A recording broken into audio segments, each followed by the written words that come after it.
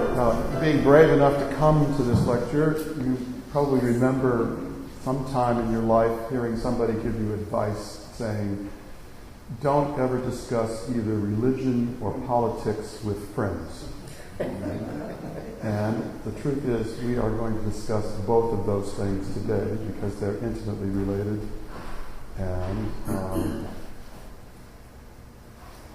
it's going to be a kind of trying and I hope not upsetting thing to some people, but this is the way it is, so we're going to go for it and go into it. This is a complicated subject on some levels, and on others it's actually kind of simple. And it's also one that breaks apart into two fairly disconnected pieces. The first part I'm calling religion in human life, and the second part almost seems not to have anything to do with that, and we'll see when we get to it. So, religion in human life is what we want to start with. And I wanted to pick a picture that gave a sense of one of the central aspects of religion. And does everybody know who this is? This is Mother Teresa. She is a Catholic nun.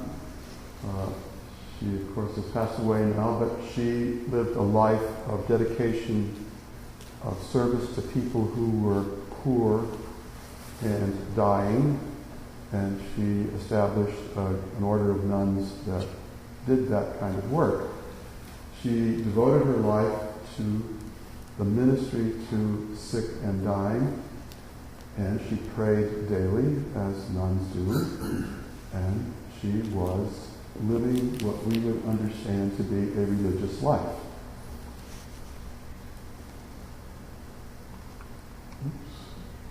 This is a man named Muhammad Atta. He is a devout, he was a devout Muslim. He prayed 5 times a day, and he was a member of a very vigorous and devout mosque in Hamburg, Germany. And he was one of the leaders of the group that sent planes into the Twin Towers. He's present here because he was very strongly religiously motivated. And that's why he's here with Mother Teresa. And they both belong here in some fundamental way. And that's one of the puzzles we're going to have to deal with. So I like to think of this with a metaphor that Charles Darwin had for describing the natural world. He called it a tangled bank. And if you think of the bank of a side of a stream or river, you see, and if you've ever tried to dig in the woods, you come up with a huge mass of roots and vines and all kinds of different things tangled together. There are insects in there, there are worms in there, there are flowering things, there are vines, there are salamanders. It is a rich, tangled mass like that. And there's a way in which trying to understand religion is a little like that. So let's go back to the Twin Towers. It seems like maybe this is a very new thing. But as we're doing in all of these Wild Times lectures, we're trying to get a perspective that pulls back a little bit, that tries to understand how did we get here and where might we be going. So what I'd like to basically draw your attention to is this is not a new thing. This is not something unusual. In fact, I think it's more likely to be the last gasp, or I would like it to be the last gasp, but of a dying kind of thing that has been going on for thousands of years. These are Roman temples in Italy that have been destroyed. And maybe some of you have traveled in Europe and the Mediterranean and have seen Roman temples and Greek temples, and you might have thought that maybe there were earthquakes that brought them down, or that there were unstable foundations, and they just weathered and kind of got old. That's not why these temples came down. They were mostly pulled down between the 3rd and 4th centuries by Christians who felt that they were impious and pagan monuments. Could we have some lights off? I think, can you see the slides all right? Thank you, John. In the 7th, between the 8th and 9th centuries, there was a healthy Buddhist presence in Central Asia, including Afghanistan, and there were many Buddhist monuments that were left by those populations after others moved in. And these are Buddhist symbols that have recently been destroyed in Afghanistan by the Islamic fundamentalists. This is the Temple of Apollo at Delphi, destroyed, again by Christians in Greece.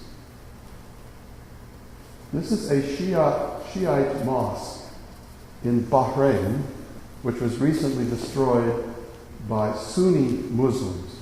So the mosque, both of these populations are Islamic. One is Shiite, the other is Sunni, and the Sunnis destroyed this Shiite mosque. These are Christian icons in caves in Turkey that were done by the Christians when they were present. But this was a time of instability, and finally these places were taken over by the advances of the Ottoman Turks. And the Christian icons were all largely defaced or destroyed. And you can see the wiping out of the faces of the figures that the Christians felt were their saints. This is a Hindu temple in Pakistan near Karachi that was recently destroyed by Muslims. This is an Islamic mosque in Sri Lanka that is being attacked and destroyed by Hindus and by Buddhists. And these are a group of, I don't know if I can make a dot here or not, but these monks, these are not the Dalai Lama's Tibetan Buddhist monks. This is a violent order of Buddhist monks that is bent on driving out Islam from Sri Lanka. This is a Jewish temple that was destroyed on Kristallnacht in Germany during the 1930s. These are obviously monuments. These are of Native Americans, totems that are in the Pacific Northwest. And I actually remember this incident. There was a recently elected bishop of the Episcopal Church in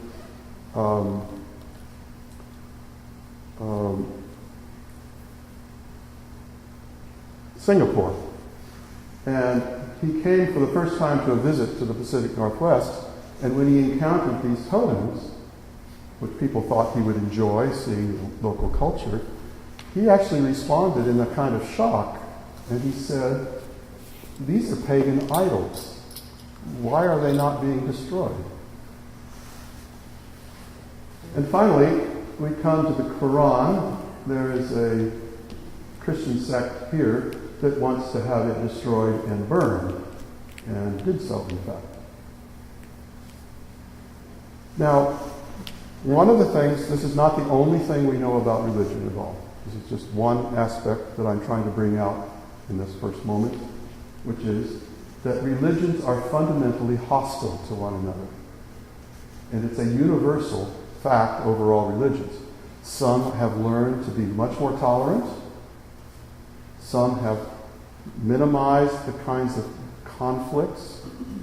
But nonetheless, religions maintain tight boundaries and rules about who's in and who's out, and the ones who are out generally are looked upon with some kind of distance, some kind of standoffishness, if not downright violence.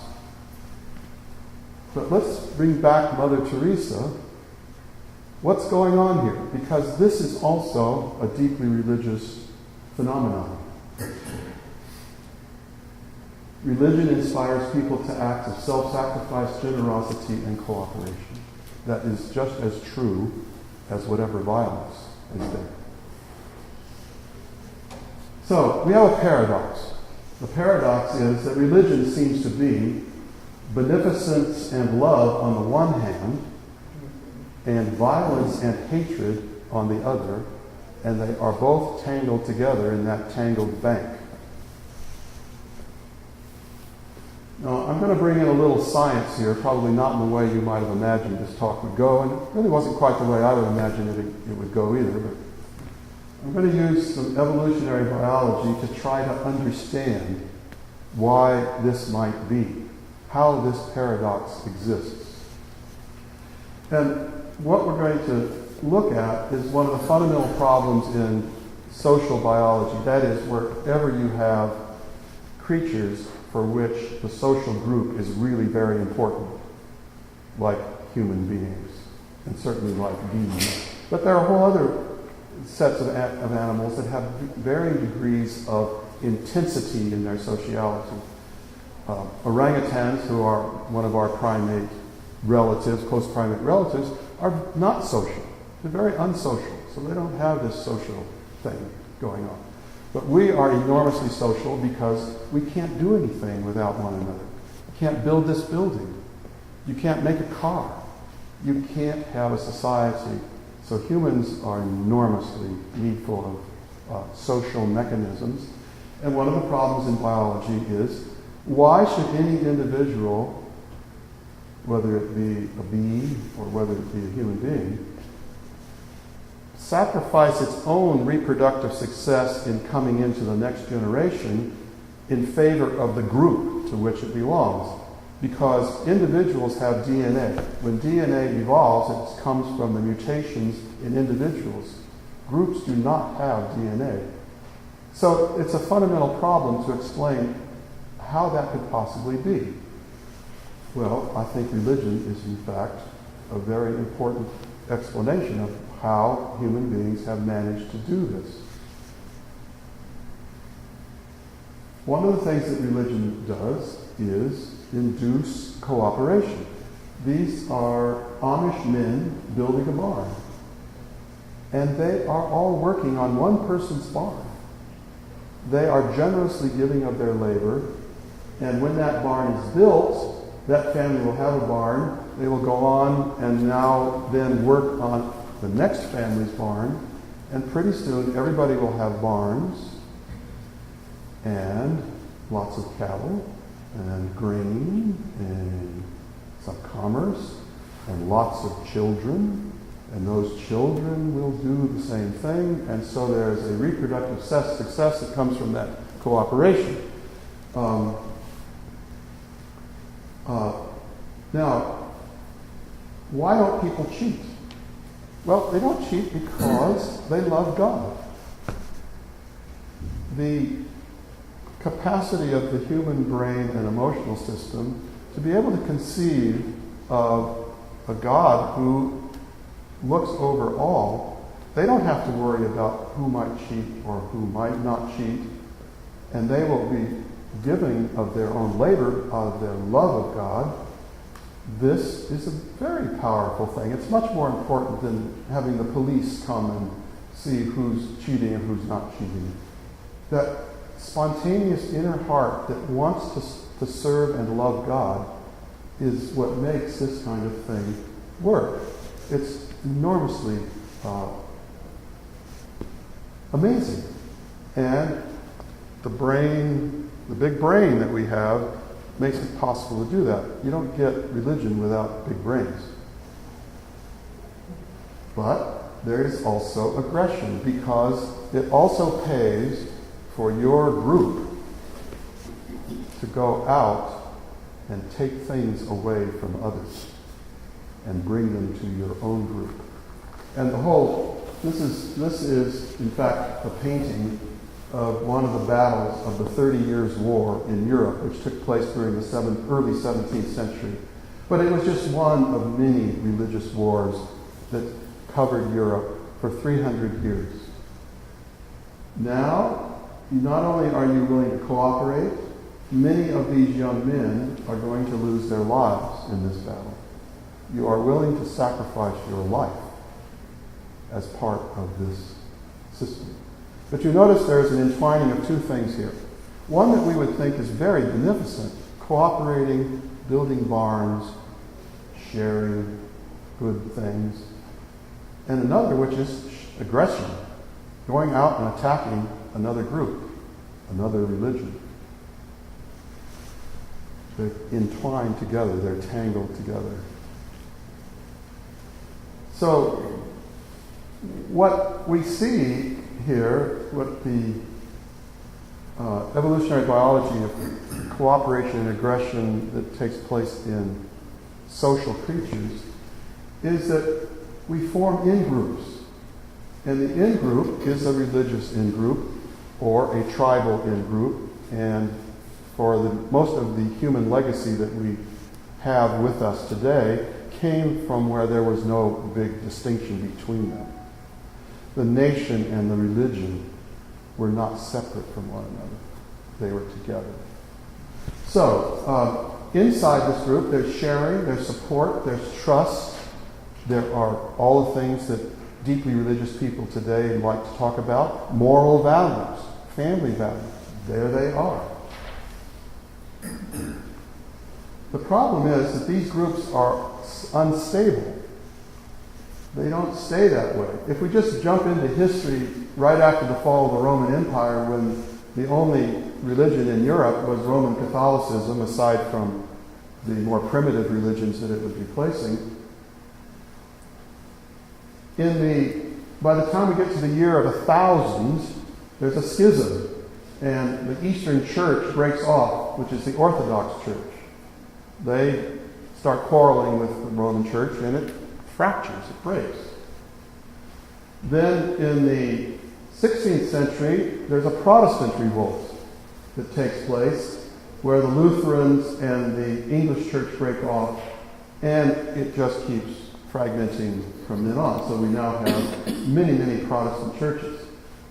Meanwhile, not even in this part of the world particularly, although it's close by, Islam is also having its own fracturing that takes place, because after Muhammad united all these tribes, which were so ethnic and so nationalist, they were tribal, he got them all together under the umbrella of religion. So religion was a way in which you could bring many, many tribes together, sharing a common understanding of what's up. Well, what's up is God, and what God demands is Islam, submission to God's providence, God's law, God's rules about how you should behave. And also Hinduism, and I won't go on, this is sort of the major religions. Now, the in-group, they're all in-groups, but another in-group is an out-group to your in-group. So inside the group is all the moral values, the sharing, the support, the love. And when you look at another in-group, you don't see that. What you see is aggression, mistrust, hatred, and war, because these groups are hostile to one another. And the in-group moral values that we see, thou shalt not kill, for example, does not apply to the out-group, which is considered immoral, ungodly, or evil. Infidels. No problem killing them. So one of the puzzles that a lot of people have with the commandment, thou shalt not kill, is they say, well, how come we're always killing? Well, this is the answer. It only applies inside the in-group. It doesn't apply outside of it. Now, this is true over most of the history that we are looking back on. we're in a time of flux right now, and a lot of these things may not seem to be quite true, but they're more or less true. But it's very hard to talk about something that is being rapidly changing before our eyes, which is the situation. So we see this played out in the way politics and religion are tangled together. We have this thing that's been going on with Iran and the United States now for over 30 years. And each side understands its cause as righteous and true, and also understands it elevated into the highest level of God and morality. As one of his famous speeches, George Bush used a line that said, Iran forms an axis of evil with North Korea. These are evil people, evil society, evil leadership. Politicians will often say, well, not the people, but the leaders. The leaders are evil.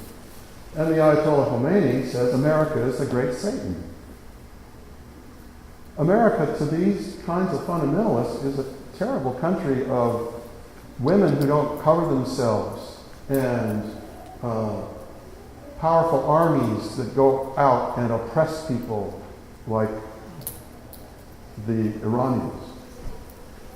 So that's the situation we have. And what I'd like to now point out is that religious in-groups have different gods.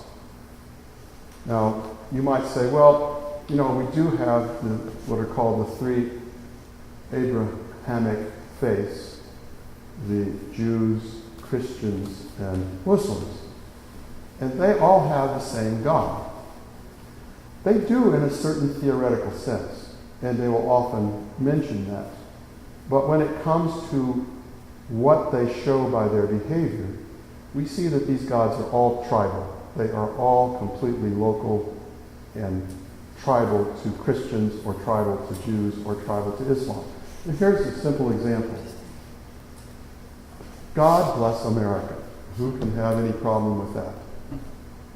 That's God. And of course, we want to bless America. How about Allah bless America? Well, this to a lot of people doesn't seem quite right. What are you trying to prove? Why are you using that? Why are you doing that? Would you put that on your bumper?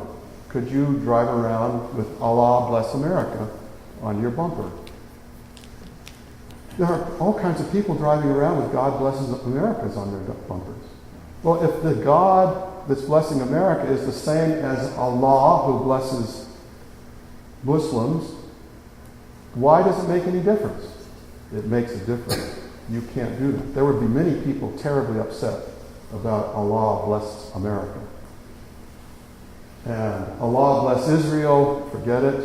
Yahweh bless Saudi Arabia. A woman driving around in Saudi Arabia with that on her license plate is in for big trouble. So, religion and politics are deeply entangled. And you can go down the list of characteristics and notice. So the church on the left and the state on the right. On the church on the left, it's a spirit realm. It's about religion. It's not about politics. And on the right is the land, the earth of the country, the realm. And what goes on is politics, not religion. But if you think about it, in the way I was talking about not talking about religion and politics with your friends, people are a little on guard talking religion, but they're also, especially today, a little on guard talking politics. Love of God, love of country. Hymns that evoke stirring emotions.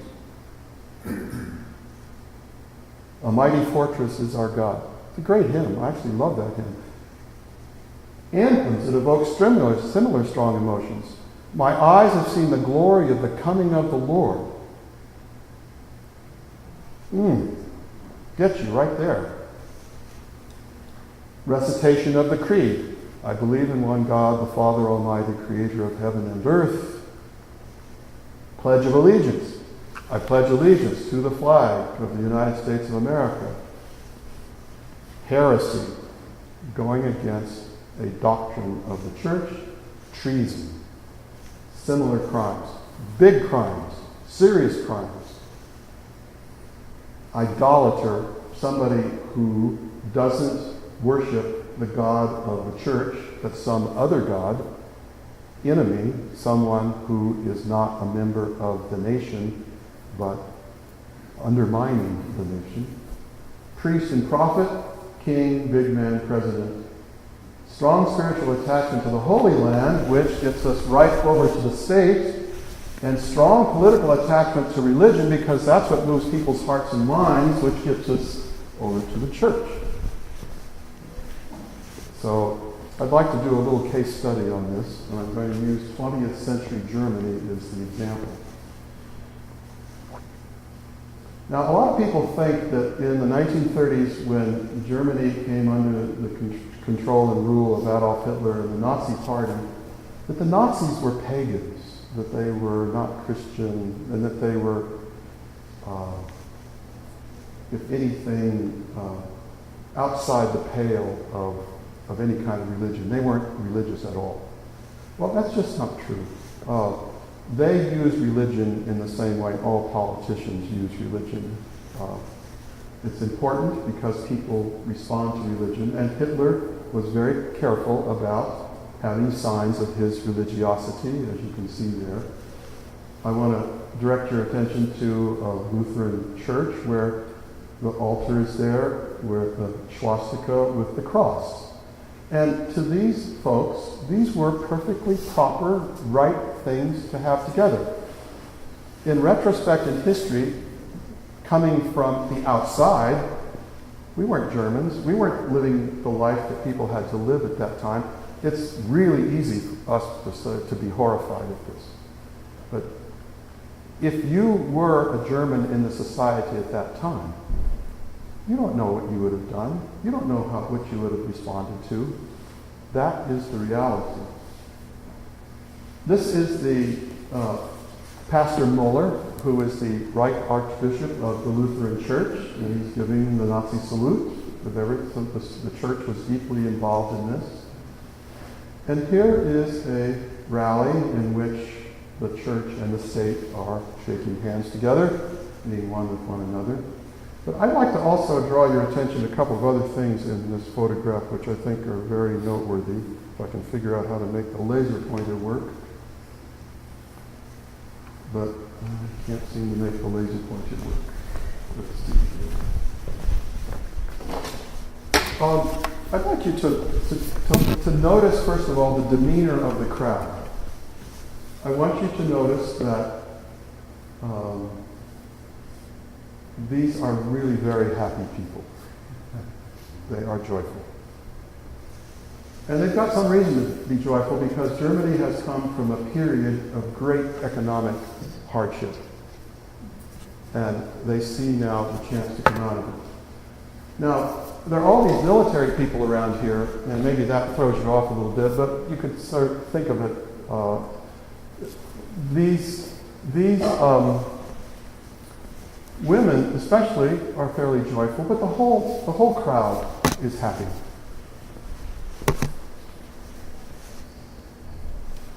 Now, these are photographs of a motorcade parade and procession where Hitler is passing.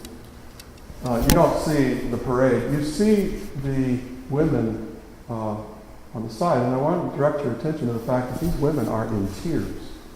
They are crying. They are enormously emotional. And this is Hitler, who's in a car, and the photographer is in the car, and you're seeing the people who all want to touch him, want to reach out, and want to be with him. And again, you see enormous joy. And go away.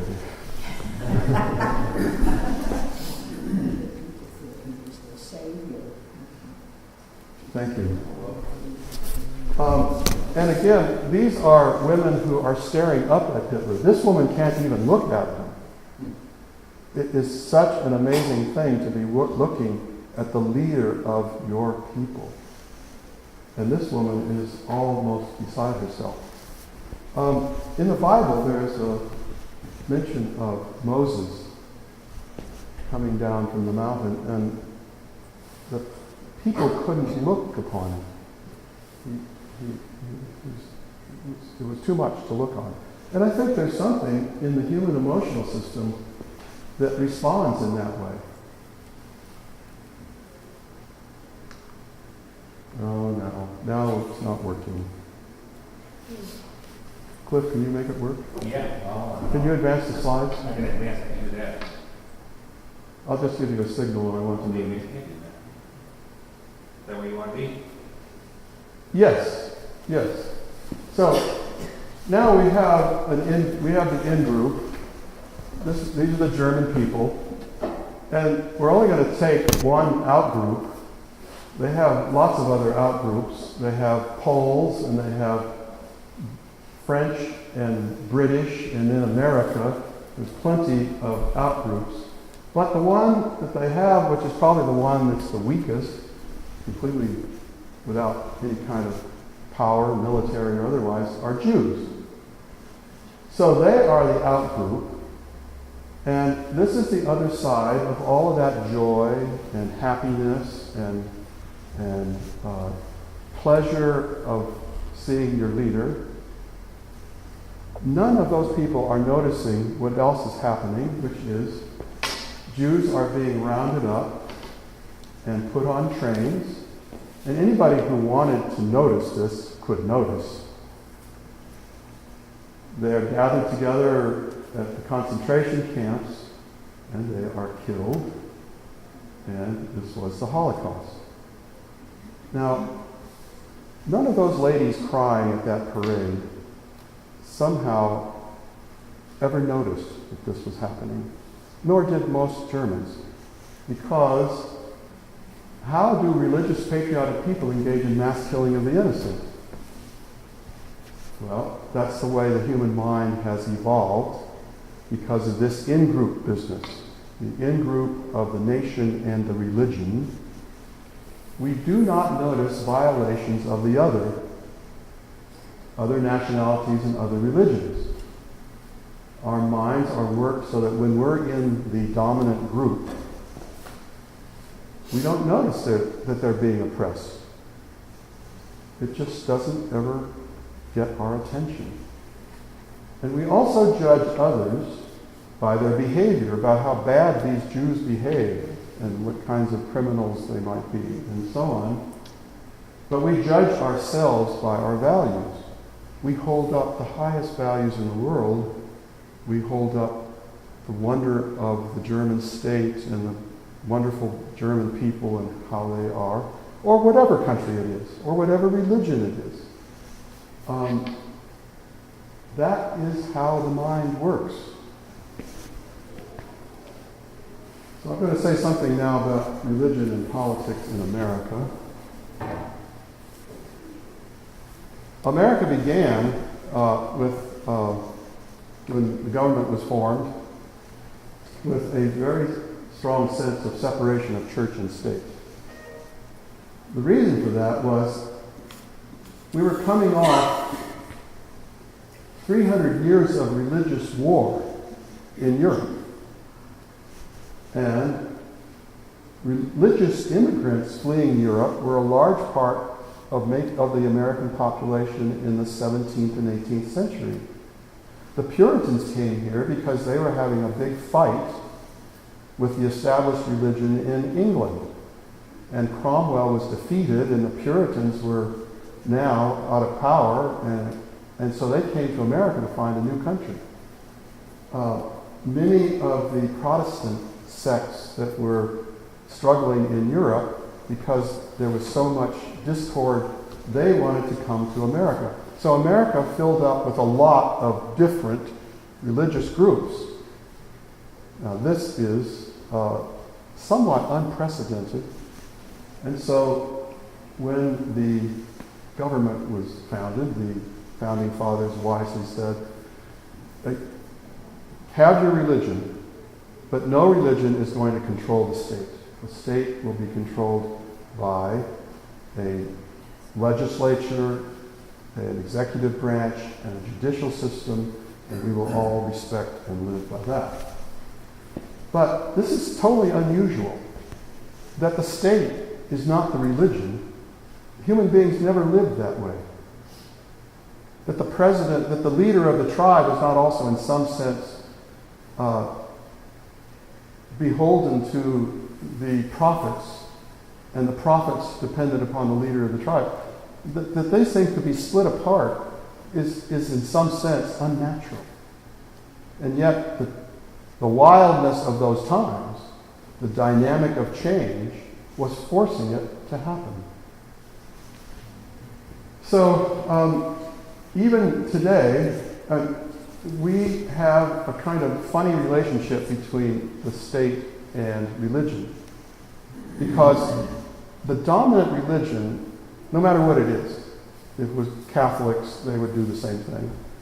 It's right now pretty much fundamentalist Protestants, but whoever they are, in whatever country, if it's Shia Muslims in a certain country and they have the most power, they will try to make the government and the religion Shia. So every American president in the last 50 years, I found out, has always tried to get Billy Graham to be with them. And Billy Graham has also sought out presidents to be with him. So it's a kind of mutual thing. So this business about the nation, about the state, I told you religion and politics are going to be we're going to see how tangled up together they are. We have now a strong tendency in America to believe that to assert that America is in some sense a Christian country. It's not just any old country. And the Christian principles and powers should be more present in the government, and the government should be more partial to Christianity. You see these kinds of icons appearing where Jesus is basically an American. And I take you back to where the Germans were being told we are basically Nazis. Now, I don't mean to suggest that America is being like Nazis. Not in any way at all. I'm just but I'm pointing out how, based upon our history, based upon where we came from, how we evolved from tribe to nation to the present, we have a tendency to do this, and it can sometimes be rather disastrous. And I would say, one way you might look at it is this is a kind of genetic disease. It's a kind of genetically based, it roots in the way the human mind and brain are genetically formed, but then there's the culture that can move that in certain directions, and that is what we live with. And when it moves it in this kind of direction that ends up in the Holocaust, I think of it a little bit like maybe this disease is like some kind of genetic disease, or maybe I'll just make it something like diabetes. You have a little diabetes, it's a little distressing, but you can control your blood sugar, and that's about what it is. But you can also have full-blown diabetes where they're cutting off your legs to save your life. The Holocaust is like that version of this basic disease that we all carry, and I'll let you decide where, but I'm not trying to equate the two by any means. So here we are, we've got the altar now decorated with flags, and what we have now are American Christians with the in-group, again, strong moral values. If you listen to the deeply religious people of our time, preachers and such, they are very moral value oriented. They are talking about the importance of Christian principles, and they also have a great mistrust and even hatred and a certain sense of aggression towards Islamists, and it's mutual. The Islamists are looking at the American Christians in very much the same way. And this is not new. This is what has been going on for thousands of years. So I thought I would mention also American treatment of the other. Again, this is not the Holocaust by any means at all, but it is the way we treat the other, and especially after they have done this, or some have done an act like knock down the Twin Towers. Torture is now an accepted part of American policy. And I just want to be clear that human behavior in religious, tribal, national conflict is reciprocal. What does that mean?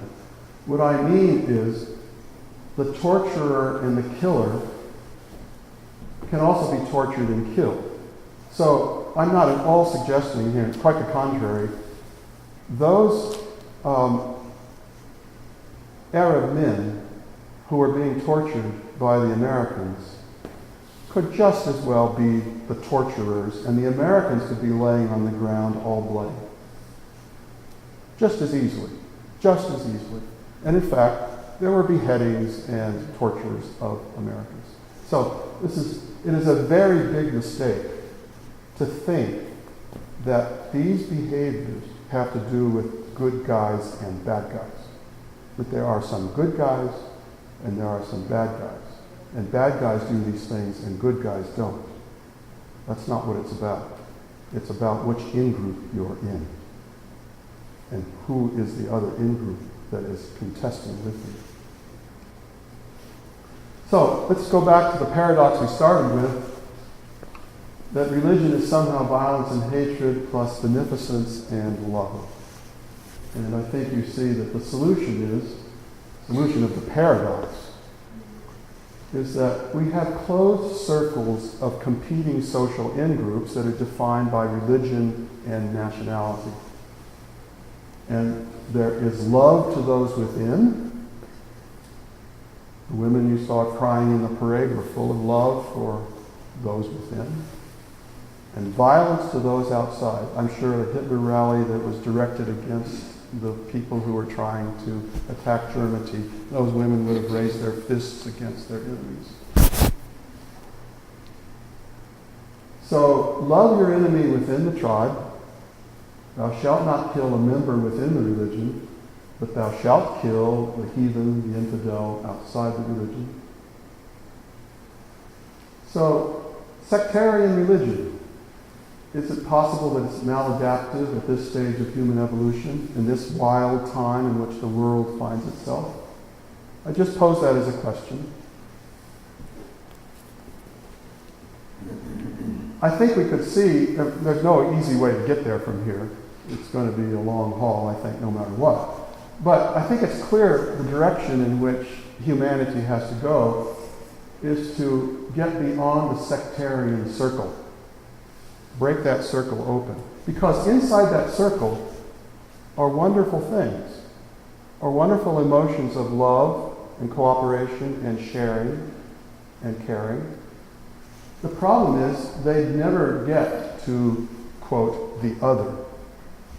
So, open the circle might be a possible way of dealing with that. But we get to an understanding that we are all of humanity is just on this one planet, and it includes more than just human beings. That if there's a future for religion, it has to go in the direction of love and respect for the entire ecosystem of the earth and the universe. And it needs to have a strong respect for others and social justice and mercy and compassion for all, not just those in your group. Can you have love, peace, and justice without a sect? Well, at the present time, actually, the dominant religion in the world is Christian with 2.3 billion. Muslims are second at 1.6. But people who don't want to specify a religion, who do not feel part of a religious group, number on the order of 1 billion.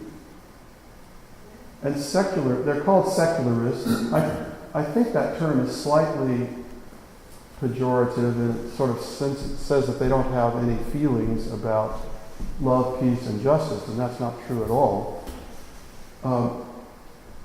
And I just want to mention that Europe is now dominantly secular. They just elected a pope in Rome with all of the goings. But the truth is, Europe is largely a secular country now.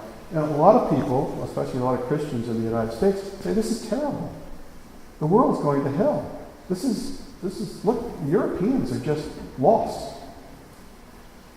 And the fastest growing, but I want to say that we have an unprecedented 70 years of peace in Europe that has coincided with their shift to secularism. We have not had any religious wars. The closest we came was in the 1990s when there was a war in Bosnia between 3 religious groups: Muslims, Orthodox Christians, and Roman Catholics. And I had a friend during that time named Jim Douglas, who is a very strong, he's a Roman Catholic, and he had some contacts and meetings with Rome, and he's very much a person working on peace and justice. And he and several others were trying at the time to get the current pope and the Orthodox Patriarch and the top Muslim imam to come together and form a motorcade that would go through Yugoslavia, and in particular through Bosnia, showing the unity of these 3 leaders, and thereby bring that war, that religious national war, they're tangled together, bring it to a close, stop it from spreading. And they refused. The thing fell apart when the Orthodox Patriarch said that Rome had never apologized for the terrible things they had done. They'd all done terrible things, and so it never happened. So, I'm not saying that secularism is the complete explanation for 70 years of peace in Europe, but it is a striking coincidence. Because the one outbreak of war that almost marred the Bosnian War was very much a religious national war. The side you were on depended on your religion. Okay. Now, we almost ought to take a break or something. This is the part of the aspect of how difficult it is to talk about religion. Because what I'm going to talk about now is almost going to seem like from outer space. It's going to seem like, what does it have to do with what we just heard? And I have a hard time telling you, explaining to you what it has to do with what we just heard. But what I am going to, part 2 of this talk, is what I call the mystery of existence, which is also a religious subject. It is the experience we have as human beings of being in a complete mystery about how we got here, what is the nature of the universe and our existence in it. We are in the dark. Now, I know all the religions have answers to these questions, but they're best served. The most honest religions are the ones that say, we don't know the answers to those questions. We believe this way because it is our faith. And that's an honest answer. But I don't believe human beings were able to ask this question until very recently. For some souls, maybe as long ago as 2,500 years ago, which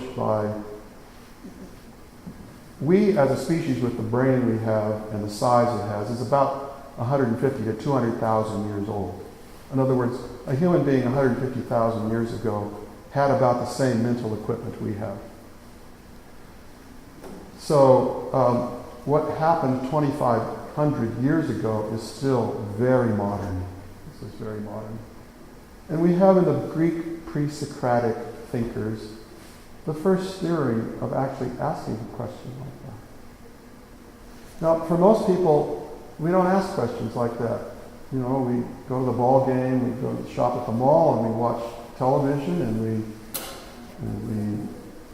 are with our families. We live human life. But the fact is, it is the most amazing and strange and bewildering thing when you look at it that way. So, one of the things that I thought was quite interesting about when you take religious feelings, when you take a sense of, I don't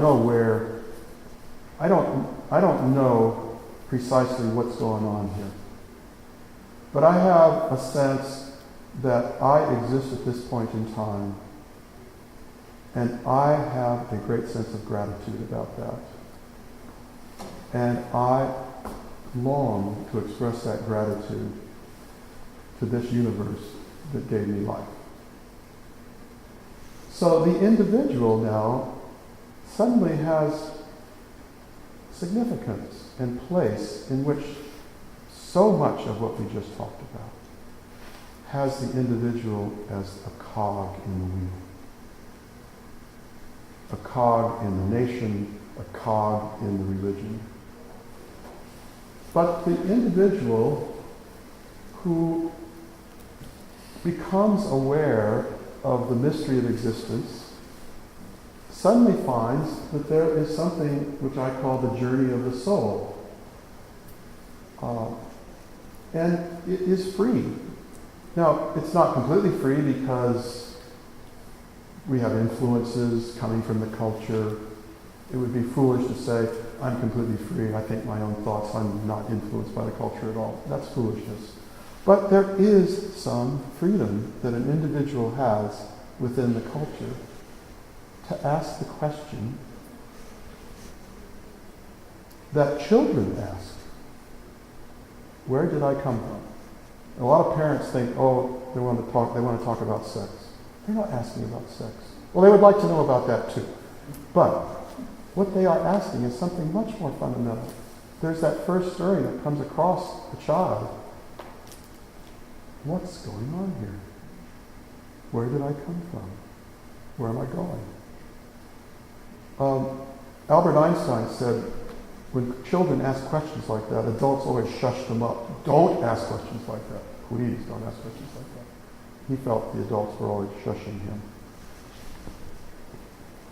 So, the individual soul is free in its own meditation about its existence.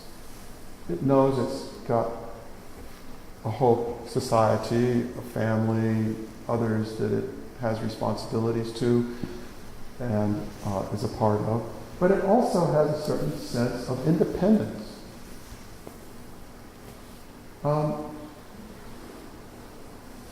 I find that science is really quite important to me. And that word science means to know. And the truth is, it is the word for sexual knowledge in sacred literature. And I think of science as love-making with the lover of the universe. And I'm happy to use the word God, because a lot of people know what you're talking about when you use that word. And it's a word that I feel I can use, but I think it's limited. And maybe it's appropriate that, as a lot of ancient people knew, there's no good word for God. We can't capture God, or...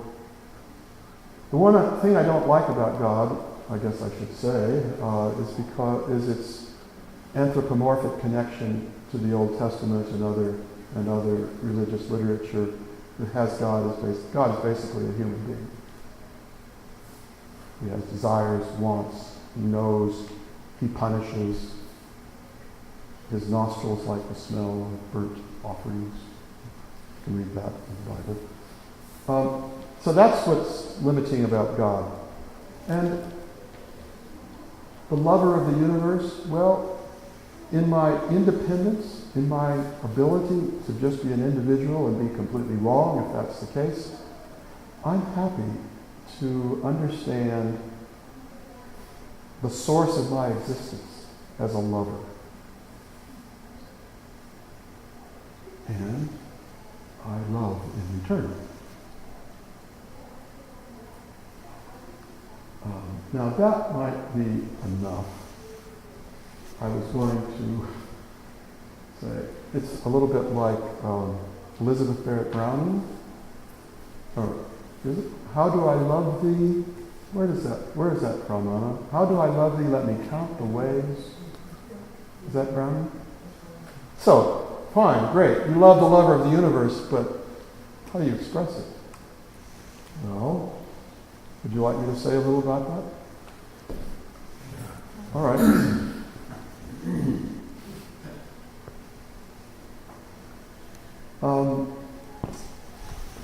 There's a sacred language in the natural world, and it wasn't written by human beings. Now, it's possible that a lot of the language that we use, we could say, nobody wrote. That there's something about just being in the presence of the world and you needing to identify things and hold them up and talk to one another about them. That just thing in itself creates a language. But language is largely a human construction, and especially the meanings that we attach to it. So, the language that's in nature is written in matter.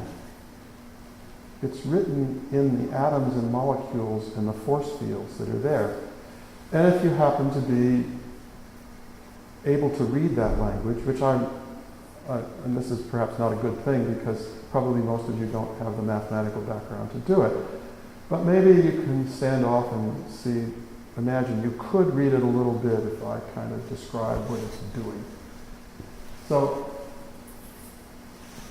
there's a thing in nature that has only been discovered in the last 100 years, which is called the quantum wave function. It's like a fluid that spreads over everything. Everything has a participation in this quantum wave function. It seems like a very abstract thing. It is. It's spiritual. It's pure information. You can't get your hands on it. You can only see it when you do experiments and particles respond and they decohere in a certain way and you say, well, the quantum wave function was that. But otherwise, it's sitting there with all these possibilities that can flash into existence and come out of existence, and you don't need what the Buddhists call juju, which is magic. You don't need artificial magic, fake magic, sleight of hand, or being a clever rhetorician. And you don't need witchcraft. It's there naturally. And it has two aspects. On the left is this Greek letter psi. My son hates this kind of language. He's on a crusade to purge Greek symbols out of physics, but I'm too old. That symbol you see on the left is the Greek letter psi. And on the right is the psi again, but it's got this funny backward 6 in front of it, which is a kind of D. It's the letter D. And what that says is, yes, this is the wave function on the left, and this is the wave function on the right, but the D sitting on it says, this is the wave function becoming. So this is the wave function as it is now, and the D before it says, this is the becoming. This is something coming, becoming, in motion. This is dynamic. That language tells a story, And when you read the story, as Einstein discovered it, it was like Einstein went out to the desert and he saw that there was something hidden in a rock, and he pulled it out, and it was a scroll, and he opened it and he read it, and it's the story of how the world, the universe, is held together with gravity. Now that's not exactly what he did, but in a certain sense, that's what he did. He was able to read that. He didn't need the scroll. In fact, that's one of the things that's beautiful about science. There's no sacred document that you have to obey. All documents can be revised. And in fact, one of the great invitations to scientists is to prove a theory wrong. People don't go to seminary and are encouraged by their professors to say, we want you to prove this scripture wrong. That never happens.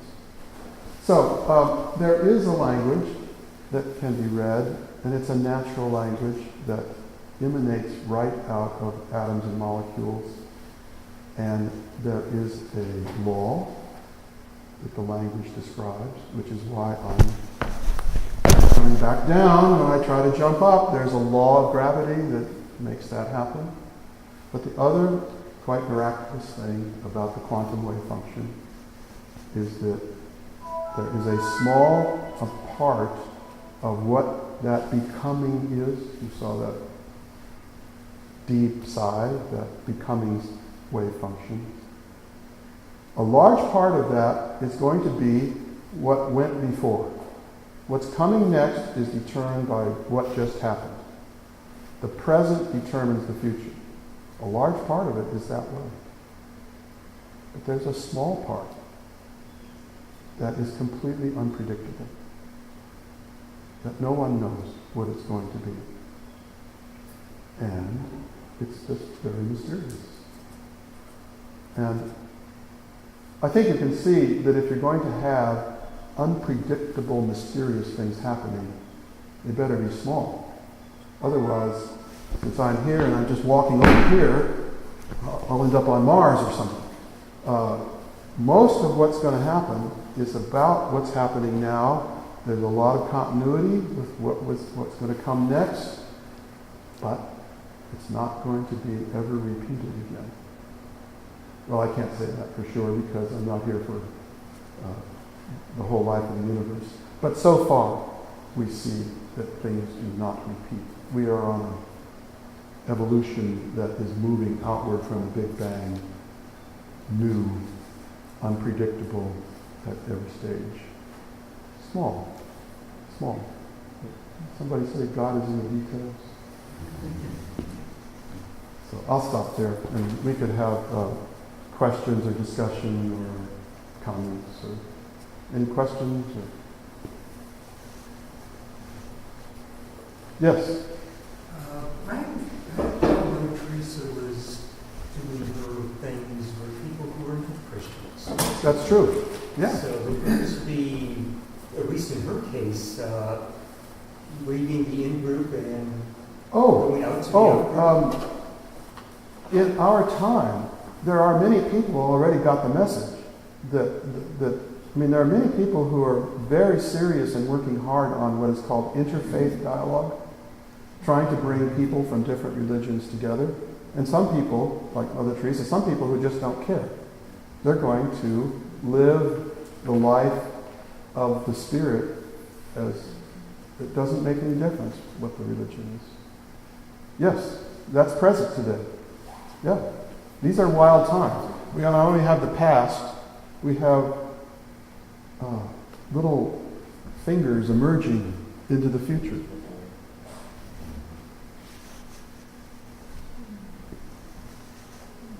Yes? You've mentioned wild times a couple of times. When did the current wild times, in your view, start to begin to bubble?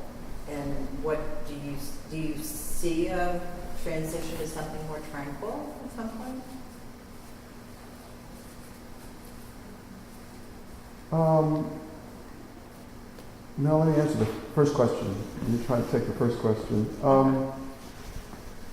Do you know what an exponential function is? Sort of. You've heard people say, "Oh, it's growing exponentially." Okay, an exponential curve, an exponential function, is something whose rate of growth, that is, how fast it's growing, is equal to how big it is. So, if it's a certain size, then I grow that way, and then but now it's bigger, so now I'm growing faster. And every time it gets bigger, I grow faster and faster. It's a very fast rate of growth. Now, when you see something that's growing exponentially, it takes a long time before you suddenly start to notice it. And then once you start to notice it, it's really taking off. So it's very hard to say, this is the start point. It's also multidimensional. It's like there are many, many pieces, each a little different than the other, that are contributing, like the patchwork on a quilt, all the different patches. And they all are contributing, but they all have a slightly different take, and they all started at a little different time, and they influence one another in different ways. So it's a very rich, complex thing that's going on, and you can't very well say, bang, that's where it started. But we know, for example, just from the archaeological record, that thinking, the question of thinking a thought, like, what is the origin of the universe, probably did not exist before 2,500 years ago, because we have the archaeological evidence. I mean, we have evidence of human activity before that, but with the pre-Socratic Greeks is the first time that kind of question ever comes up.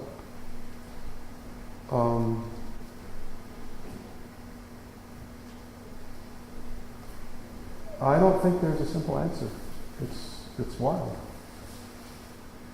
Nature is wild in many ways. We tame, but we live in a wild world. Yeah. I think that the question, I think, is interesting. The chaos, I think, in human history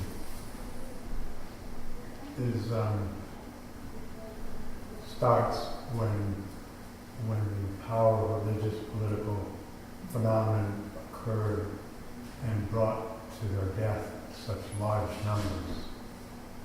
The tribal peoples in our primitive history, from looking at the behavior of tribal peoples that we have still today, seem to indicate that they were much smaller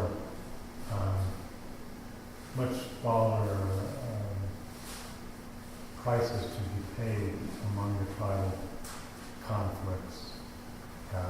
As societies got more complicated, actually, and more numerous, the beliefs were consolidated with the power was consolidated, and the beliefs were imposed on such greater numbers that you have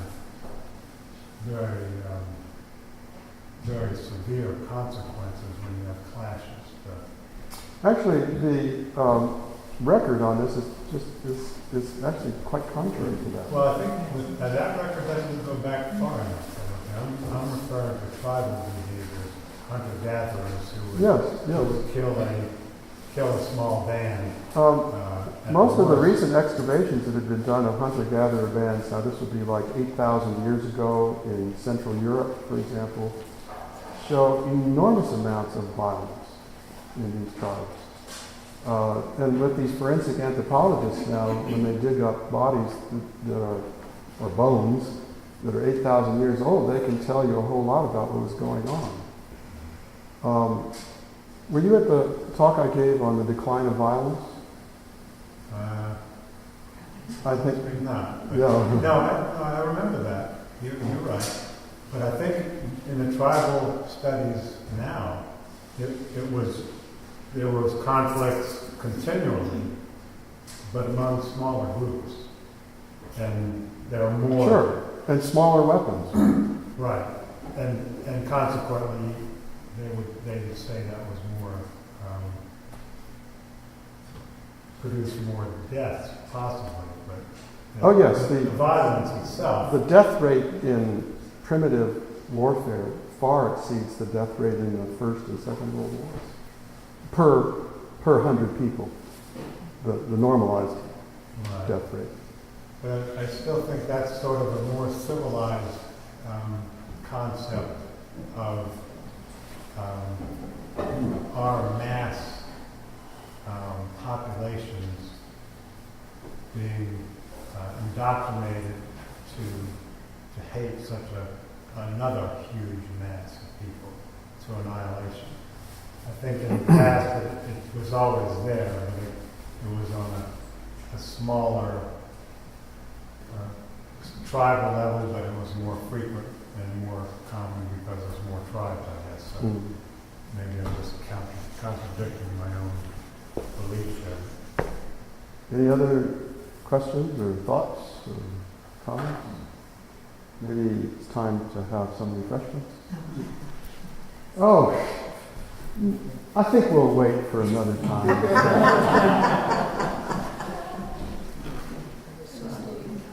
Well, there should be months illuminating pages of quantum field theory and the Einstein equations. They should be illuminated. Because even the iconography I find beautiful. I mean, it's like, but that's me. Okay, well, thank you. We're gonna call it here. Let's have some refreshment.